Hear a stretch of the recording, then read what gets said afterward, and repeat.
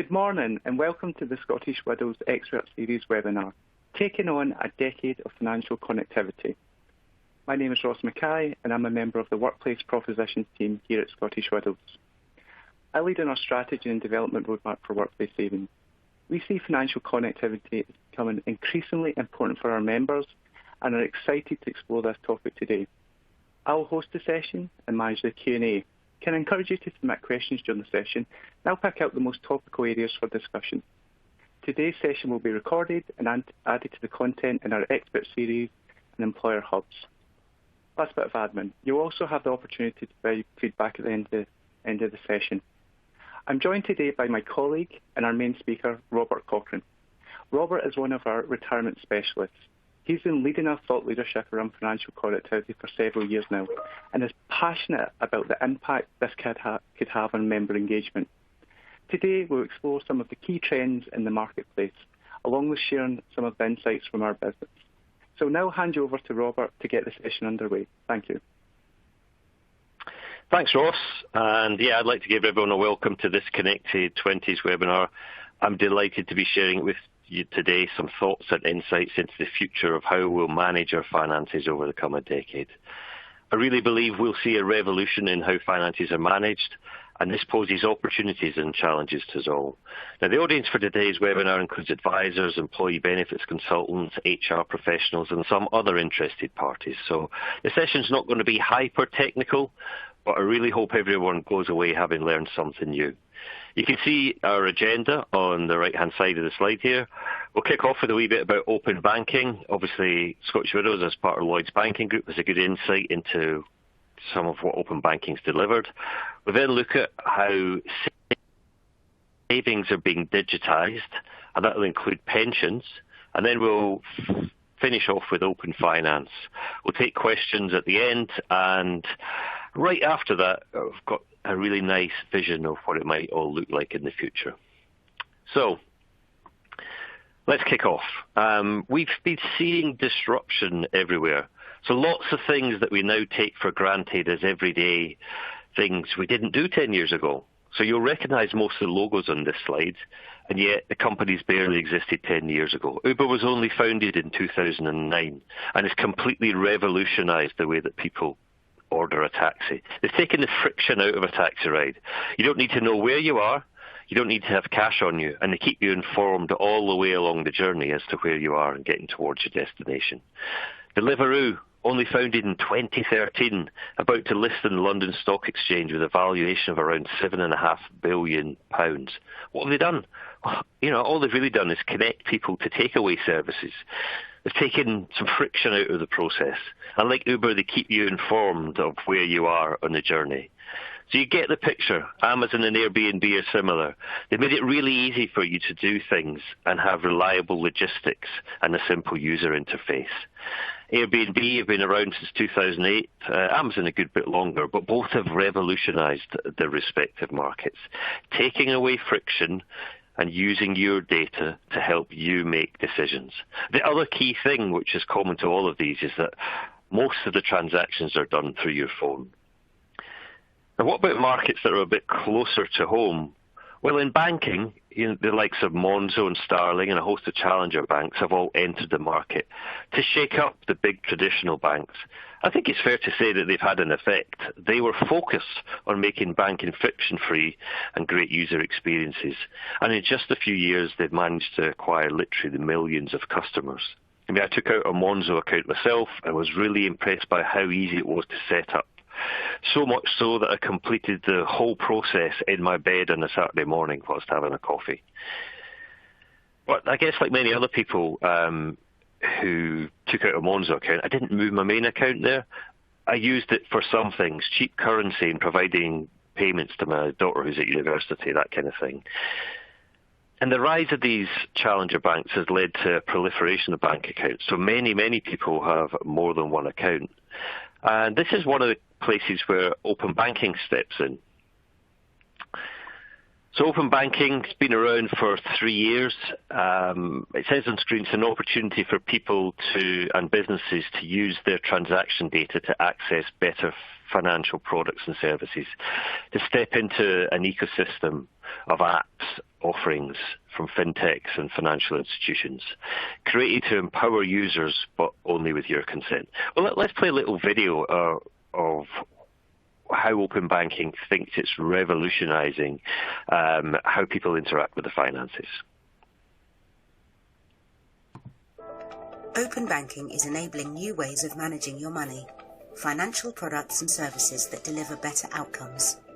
They bring clarity and control into managing your finances.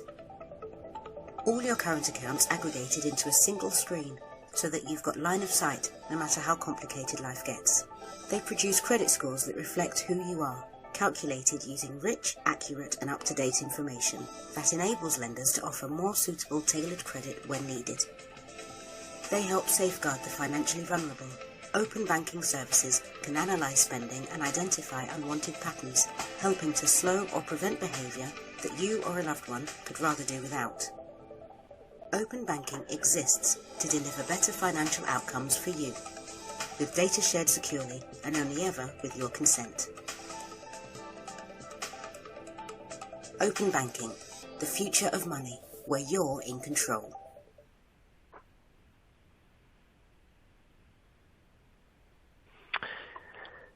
Okay, so that was a video from the open banking entity, so the people that look after open banking. What's it all about? So you got a picture of it from that video. It's about connecting bank accounts. That's initially what it was about. It was actually something that was brought about by the CMA, that's the Competition and Markets Authority, on behalf of the UK government to bring more competition and innovation to financial services. So it's about initially about connecting bank accounts together from the big bank accounts, from the big banks, but it's also about connecting your bank accounts to fintechs. And I don't just mean other bank accounts, but there's some really interesting stuff going on to take friction out of things like loans. Or there's even more exciting things just now, the new breed of ESG-focused apps. They're either in launch or funding stage, and they analyze the spending from your bank account and provide you with a personalized carbon footprint. So there's lots of exciting things that are getting created out of the back of open banking. It's been going for 3 years, just over 3 years now, and they reckon they've got about 3 million users.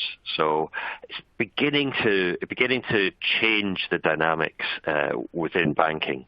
What's really interesting is it then puts on a bit of pressure onto the larger traditional banks, because you don't have to go to that bank's website to see your details. You can actually go to one of these new challengers or one of these new fintechs and see all your details in there. And that means that traditional banks like Lloyds, for example, they need to become more like digital upstarts. And at Lloyds, we recruited this chap here you can see on screen, Dan Makowski. He's one of Silicon Valley's top designers, having held senior design roles at Microsoft and Google, and also having redesigned the entire Walmart digital experience in the US. He doesn't look much like a banker. And indeed, I don't think anyone else who's a senior banker at Lloyds Banking Group goes off doing breakdancing at lunchtime. So it's moving away from that traditional banking into a whole new world, because what these guys understand in Silicon Valley is customer experience and how to design things for a digital customer. It's a completely different model. And by joining Lloyds, someone like Dan gets access to the biggest digital bank in Britain. You know, we've got 26 million accounts, but with 17 million digital customers. And those digital customers are logging in 4 billion times. It was actually last year, it was 4.4 billion times in a year. So that's a lot of customer experiences that you need to get right in a digital environment. On average, people log into their Lloyds Bank account 26 times a month. So we can see that there's an opportunity to really evolve that digital experience. One of the things that we have to be mindful of, though, is how digital is the UK, because it's actually a case that we're not all at the same levels here. So we run a huge piece of analysis on digital capabilities and trends in the UK with a huge data set. And despite improving digital capability year on year, so we saw about 2020, we saw about 1.2 million extra people describing themselves as able to do basic internet tasks. There's a lot of room for improvement. A third of the population, so on the left-hand side there, claim that they have very low skills. We've actually almost 3.6 million people completely offline. The average person in this very low sector tends not to really use email, but they do use a little bit of online shopping. So one of the ways that we analyse them is looking at how they actually spend their money as well as what they tell us. So about 5% of all their spend is online. And age plays a really big role here. Older people more likely to be in this category. 13% have a low rating, so mostly they're using email and do some desktop computer banking on and they use their phone mostly as a phone. And then you've got the highly digital sector, and that's the most populous sector in the UK, with about 22 million of the UK population in this space. And these are people who are comfortable using, streaming content and managing their money online through an app. And in the very high sector, we've got 11% of the population. They spend an average 39% of their total income over the internet. So we need to recognise in all this chat about connected 20s that we won't be touching everyone equally. And across Lloyds, we run a number of strategies to help more people become digitally enabled, with colleagues volunteering and Lloyds setting up a digital academy and even loaning out devices to some of the most vulnerable people in society to help them get online. And one of the interesting things we've seen is that COVID's obviously had an effect here as well. So 3 times more 70-year-olds registered for online banking in 2020 over the first few weeks of lockdown compared with the previous year. And regardless of age band, COVID has increased take-up with an extra 2 million people downloading Lloyds banking apps in 2020. So the big banks have a duty here to help people get online. And once they get online, people keep coming back. So as I say, with 4.4 billion logins a year, it's clear that access to your bank online changes your behaviour. The average number of visits a customer makes to their mobile banking app 26 times. How many of them made that number of visits when it was a physical bank? Digital access changes your relationship with your provider and your finances, and open banking has the opportunity to change your relationship with a whole lot more of your finances. Okay. But let's head back to pensions, unless there's any questions in, Ross. Yeah, Robert, we have one question, an interesting one. So someone's commented, uptake of the banking platform looks very strong. Does this level of data provide insight beyond just financial services? It's a really interesting question. I was going to come on to data in a bit, but in actual fact, the data that you can see here is really, really interesting. I'll give you an example of one thing. During COVID, during lockdown, what we could see is the times that people log on have changed dramatically, because people would predominantly log into the bank when they got into work at 9 o'clock in the morning. And we saw an interesting change there, that people were logging in at later points, and the times are more spread out because they didn't have that go-to-work piece. That's just an interesting one, but we've got all kinds of insight that we can take from that, and I'll come back to some of that later on as we head through the session today. I want to return to pensions, though. So I've spoken about the levels of disruption we see from tech and how open banking is beginning to change some of these relationships. But retirement itself and the way people view their pensions has undergone quite a bit of disruption since the pension freedoms came in. So we've moved away from a world where we had cliff edge retirements, where you worked for one company for 30 to 40 years, you got to a retirement date, at that date you stopped working and you got your final salary pension, and that came in. We're not really in that world so much. So cliff edge retirement's disappearing. People are accessing the pension benefits without retiring, so they're viewing their pensions money in a slightly different way. And then when people go into what we notionally call retirement, we often see them unretiring. So they're taking some money and going back to work because they're phasing the way that they deal with later life. And of course, the other key pensions disruptor has been auto-enrollment. So we now have many, many more people saving into pensions. And every time you get a new job, you find yourself in a new pension. So we have all of that piece going on. Interestingly, we know that people are living longer, but how are they actually accessing their benefits? Well, one of the things we see is that people are actually, on the whole, accessing their benefits earlier. So we know that they're living longer, but they're kind of viewing pensions money as in a slightly different way. It's not just to fund you after you stop working. What this is showing you is actually the number one age that people take their benefits or take cash from their pension fund is age 55. And in fact, it's also true of drawdown. And this is looking across Scottish Widows' entire book. So if I look across our book since pension freedoms have come in, you see that big massive spike. That's people entering drawdown at age 55. And you see further spikes at 60 and 65. But these people aren't retiring. They're taking the money and using it to do something in later life. Sometimes they'll just be accessing the tax-free cash. Sometimes they'll be doing a whole lot more. So it's changing the way that people are viewing their pensions money. Now, when it comes to pensions, we always talk about three big questions. What have I got? Is it enough? And what can I do next? And we tend to view pension as a kind of a savings jar. And the interesting thing is that when we look at what we've just seen there about disruption, is that we see that pensions is just a savings jar that sits alongside other savings jars or other jars.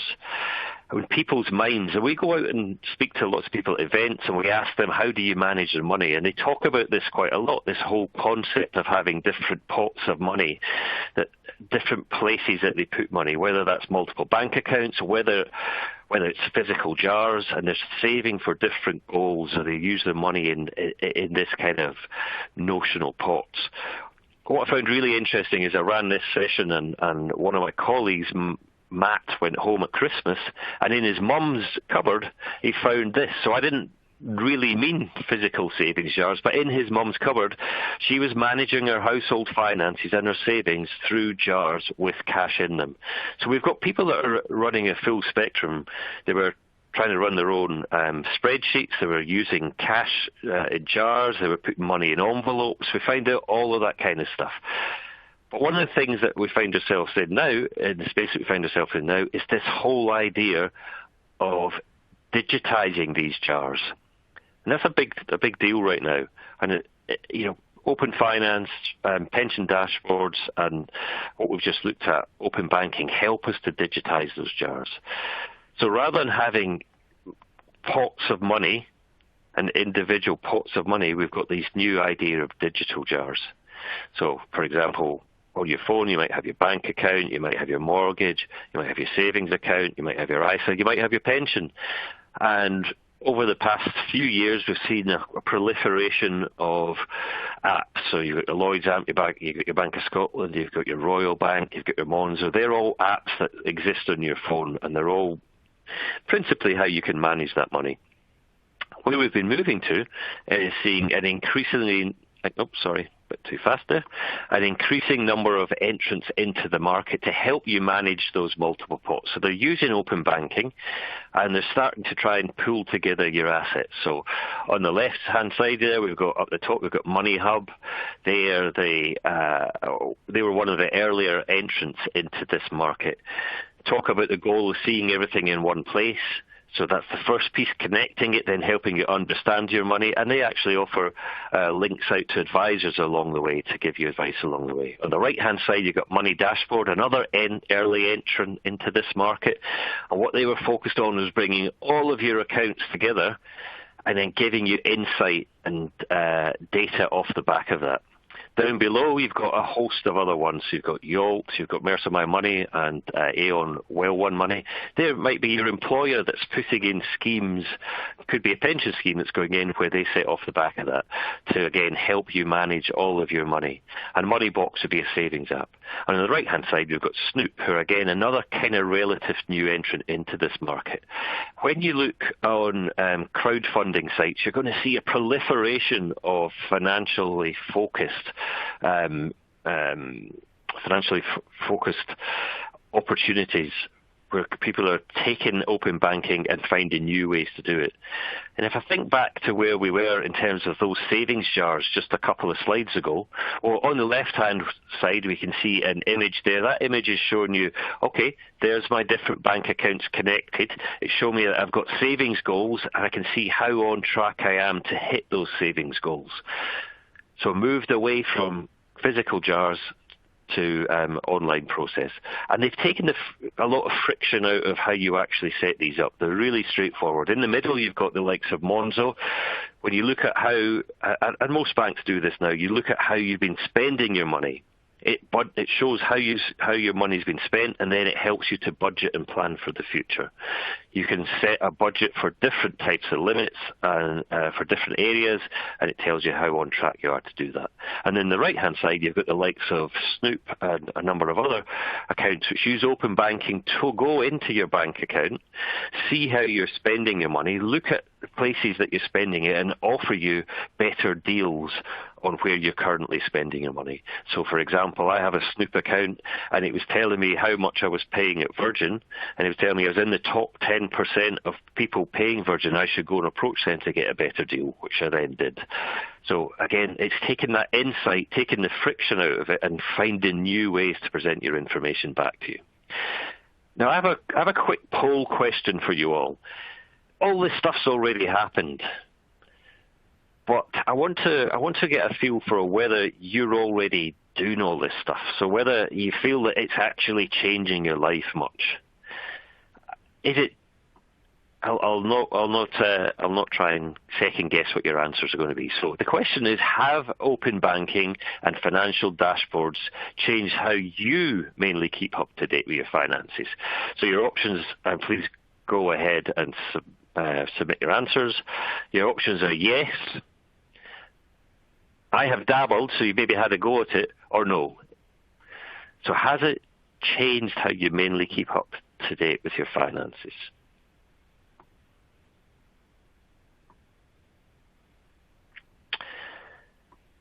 And whilst you're submitting your answers in there, I actually ran the similar poll on LinkedIn and on Twitter this week, or in the last week. And on Twitter, LinkedIn, here we go. Has open banking dashboard solutions changed how you mainly keep up to date with your finances? So 22% said yes, 28% said I've dabbled, and for the majority of people, 51%, it hadn't made any change.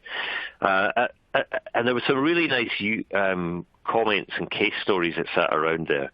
So I always wondered what the actual useful case for open banking was until we moved into a rented flat, and as part of the checks they had to check stuff from a bank account. You log into the agency portal, put in your Halifax account details, tick a few things, and then it gets shared with the letting agency. It's a big improvement on having to go through all that scanning of documents. So taking friction out of some processes. And someone else, yes, I was really resistant to it. I used to track my spending manually using Good Budget. So certainly not just using cash in jars, but using Good Budget, which I'd used since I was first managing my money as a student. And in the last year, I've switched to using Money Dashboard to keep track of my spending. It's been a mindset shift, but I'm using much less brain power physically tracking my spending now. So again, I think quite a number of people would have seen that. So let's have a look at the results from today's poll. And look at that, it's almost exactly the same as the LinkedIn poll. So 20%, yes, it's changed what you do. 30.2%, you've dabbled in it, and 49.1%, it hasn't made any change yet.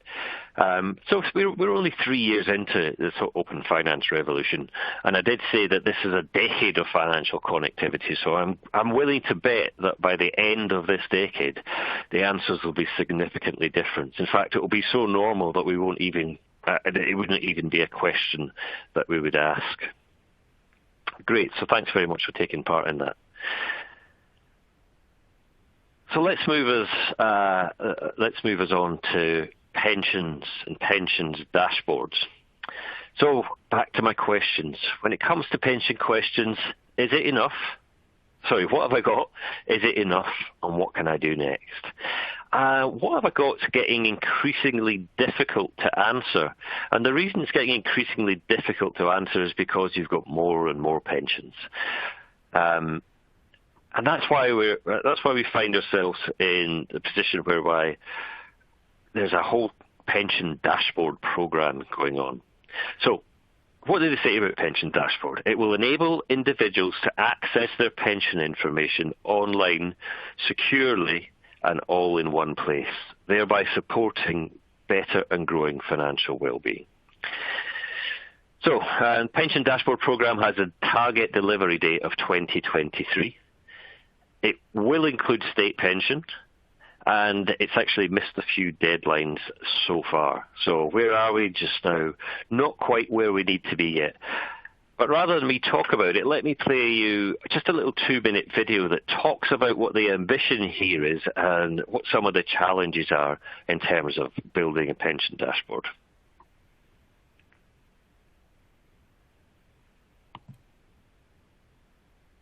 With more than 2/3 of people holding multiple pensions, it can be tricky to get a clear and complete picture of your pensions. We set up the Pensions Dashboards Programme, or PDP, to tackle this challenge. Dashboards will be the place where you can view information about your pensions in a clear and simple format. But it takes a lot to make that happen. You begin your journey by navigating to a dashboard. Then you submit a request to find your pensions information, which is where things get a bit more involved. First, to keep your data safe, an identity service confirms that you are who you claim to be. You will be asked to give consent for your information to be used to perform the search on your pensions and to authorize providers and schemes to send your pensions information to the dashboard for you to view. You can withdraw your consent at any time. Now the Pension Finder service takes over. Importantly, it is not a database. More like a switchboard, it never holds any personal or pensions data. The Pension Finder service sends your request to all pension providers and schemes, which return a unique identifier to the dashboard for each matching pension. Then, you can request the pensions information, which the providers and schemes will send directly to the dashboard where only you can access it. Pensions data will need to conform to a new standard. We are developing this standard with feedback from users as well as government and industry stakeholders to ensure it works for everyone involved. To keep your data safe, the Governance Register will ensure the Pensions Dashboards ecosystem meets the required security and performance standards. And dashboards will enable you to view your pensions information online, securely, and all in one place, so you can get a clear picture of your pensions.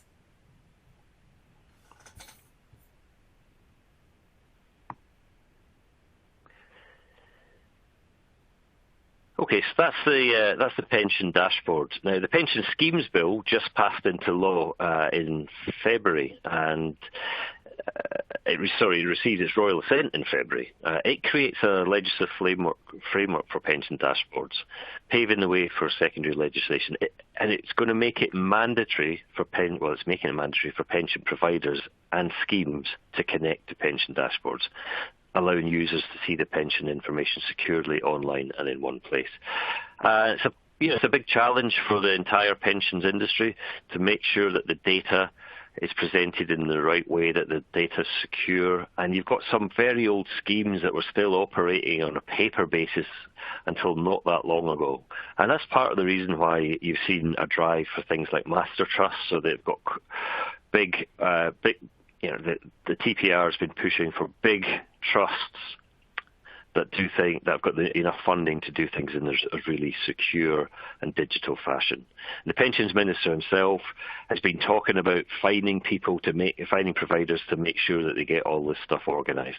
In terms of timeline, where are we? Well, we're in 2021, and that's the develop and test phase. So there's actually stuff coming out from PDP, the Pension Dashboard Programme, all the time. They're currently dealing with this data identifier issue. How do you identify who people that people are who they say they are, to make sure they get the right set of information. The plan is that in 2022, we'll move into voluntary onboarding and ongoing testing. So some providers who feel that they're ahead of the game, they've got the data in a decent shape, and might want to go onto the dashboards and be up and working on board. And then 2023, staged onboarding and dashboards.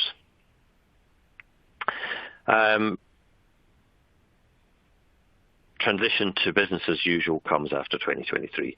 So a full set of information there, a full timeline. And if you want to know more about it, just have a look on the Pension Dashboard Programme website.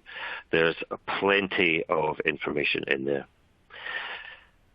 Okay, so where does that take us on to? That takes us on to,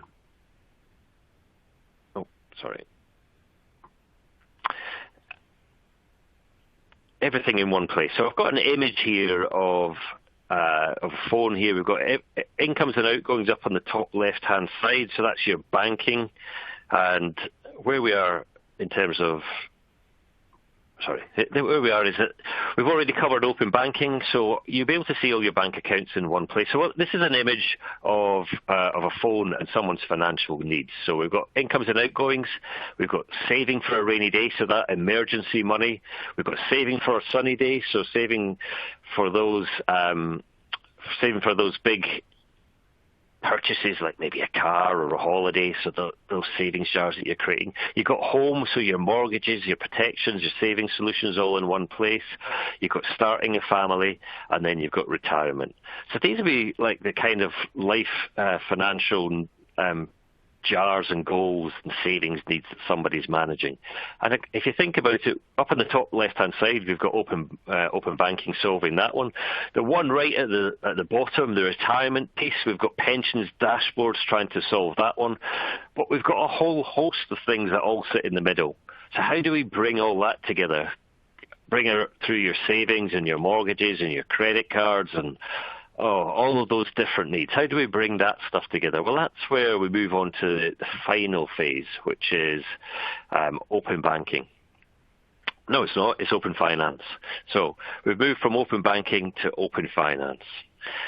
And we're not quite as far down the line with open finance as we were with some of the other ones. So imagine it. It's the next stage in the jigsaw puzzle of digitizing personal finance. And the goal is to bring open banking style API system to all your finances. So everyone has a digital ID, something that the pension dashboard might well deliver. We've got a common set of data principles developed through open banking and pension dashboard.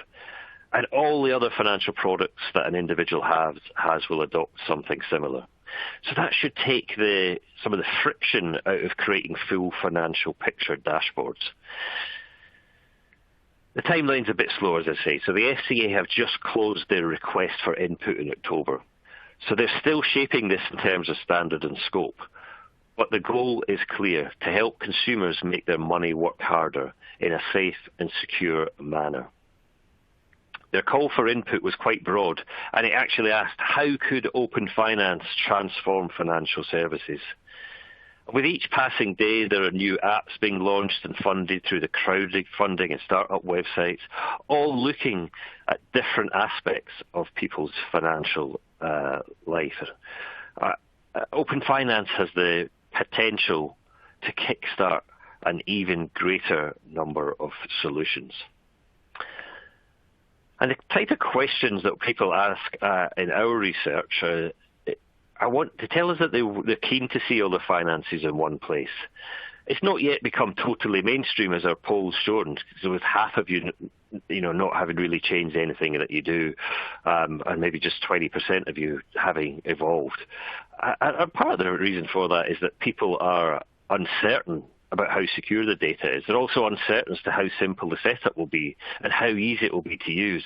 With the current requirement to reauthorize your bank account, open banking permissions every 90 days is something that leads to a drop-off in use of open banking. Sometimes you have to type in passwords that you haven't used in 3 months and you can't remember. And this will change. This will be challenges for Open Finance to overcome. But I'm pretty confident it'll get easier. And that's one of the questions that people have. How easy is it to use? How simple is it to set up? And people see the key benefits is where they get personalised tips. Now, they all like to call it hyper-personalised, but I think that's just hype. What people want is tips and suggestions based on their actual data. And another thing that people tell us is, initially they say, don't try and sell me stuff. Well, at least not until you've earned my trust. And for Scottish Widows, as part of Lloyds Banking Group, we have a bit of insight into what an open finance world could look like, at least in terms of connecting accounts. As the banks developed what we call everything in one place, so the ability to see all your Lloyds products in one place.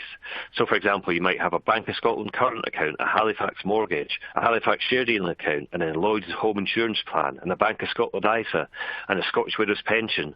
And because they're all within the one group, we've managed to overcome that digital identifier, which things like Pension Dashboard are having to solve.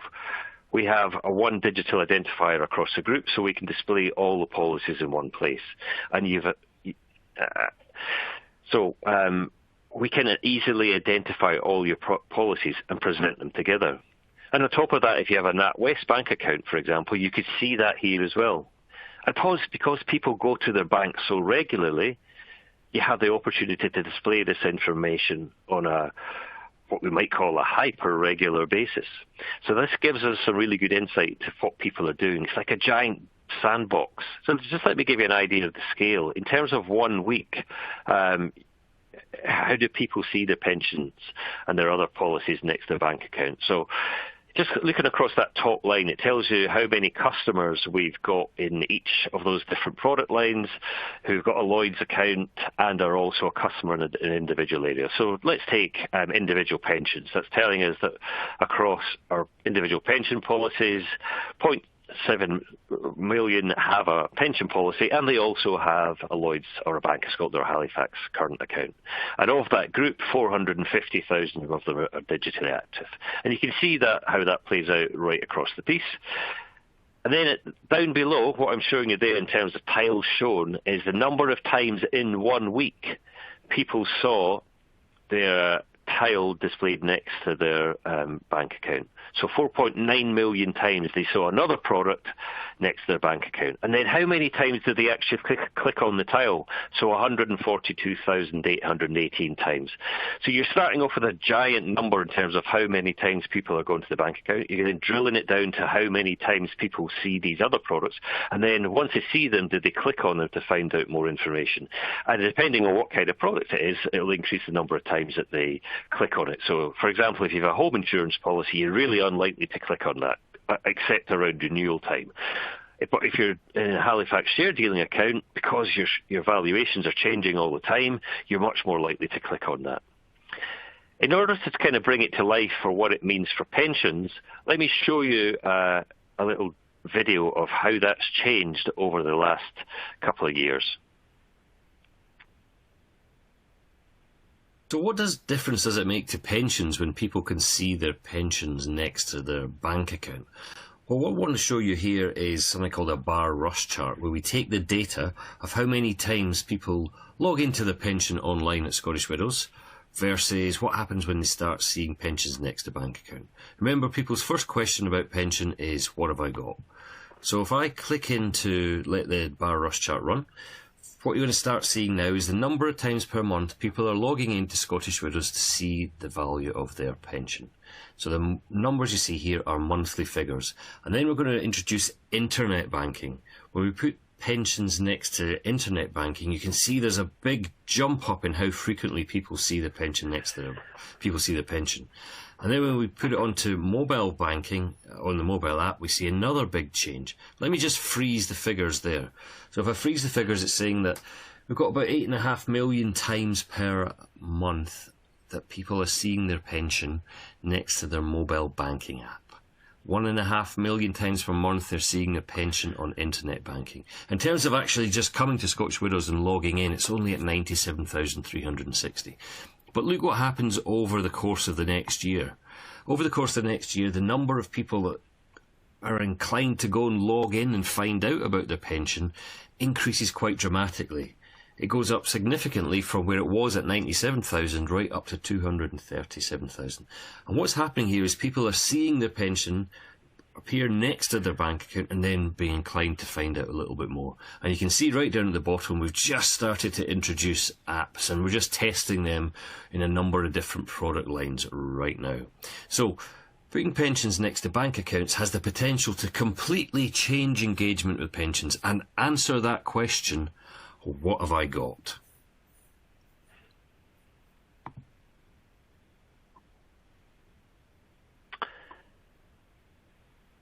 Okay, and moving on from that, what do people do when they see their pension? Yeah, some of you might recognise this TV programme, People Just Do Nothing.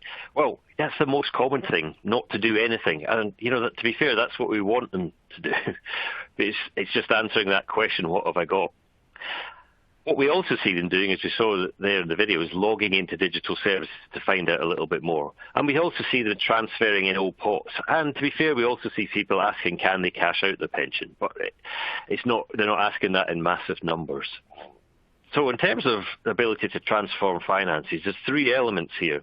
There's open banking, which is currently in its third year, accumulating users and use cases, proving that API standards can work and keep data secure, whilst offering access to third parties and helping digitise the jars. We've got the pensions dashboard, developing new digital identities for people and bringing pension plans together.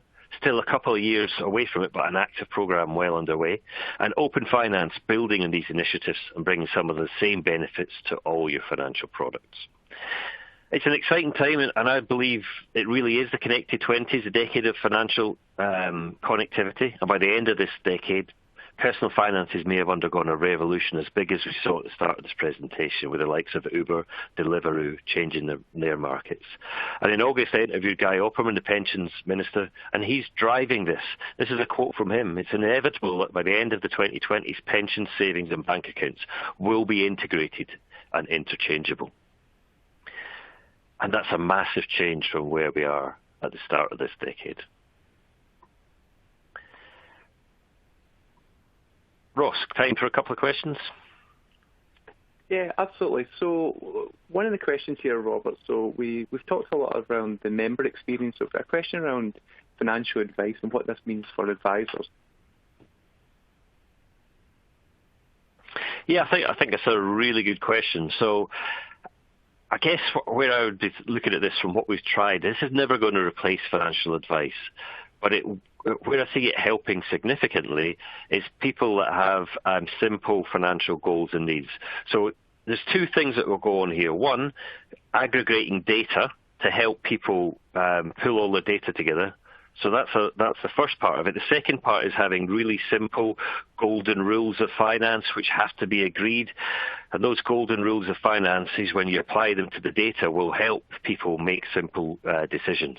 But if you're a typical customer of a financial advisor, your financial needs are much more complicated, and you definitely require financial advice to help you make the most of that money. And indeed, the other thing that we know is that people using these kind of financial tools just now often navigate to a big red button that says, you might want to do this. And at that point, people very often want to go and check and get financial advice just to make sure that it's the right thing for them to do.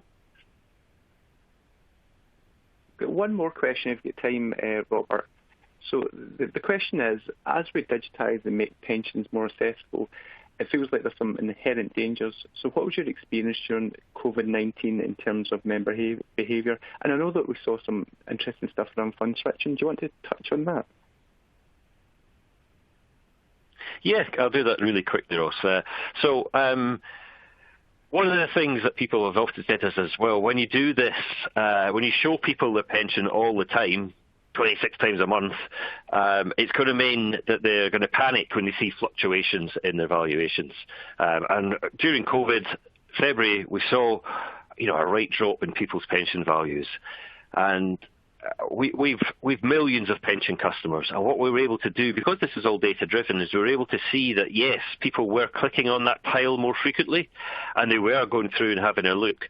over the entire period of maximum COVID concern, I guess, between February and April, we had 600 people that switched from more risky to less risky assets, if you like. They might have been coming out of their default fund and going into cash. So we were able to identify that really quickly. And that's a great thing about data. It gives you the ability to see that happening in real time. And in the fund switching journey, we created some video content that explained to people this is a long-term investment, and just overnight, people stopped switching. So it literally stopped as soon as that stuff that information was put in front of them. So it's brilliant. It gives us the data and insight to see what people are doing, but we didn't see it happening in really large numbers at all. I think we're probably just about out of time, Ross, so I'm going to finish off with one last slide. So we've been working with customers, that's advisors, employers, and individuals, and asking them, how might this work in the future? So let's forget about where we are and limitations of what we do right now. How would you want this to work? And what initially came out was looking at things like Uber. And saying, well, if Uber did pensions and finances, how would they do it? Well, what would do is they'd use something like the pension dashboard and open finance to tell you right where you are, where all your money was right now. And you set in some destinations of where you would like to go. And this would map you a route to get there. And might in fact give you a range of different routes to get there, and you chose the way that you would the route that you would take. Now, this seems completely different from anything we've got right now, right? But it's the way that people think about it. They are getting used to this kind of option, so they want this kind of option. And what we've done at Lloyds is start to think about testing GPS for your finances. So you set the goals where you want to get to, and if you get knocked off track, like a bit like there's a traffic jam, you get rerouted, then this helps to reroute you along the way. We're nowhere near delivering that right now, but I would bet by the end of the Connected 20s, this kind of thing does exist.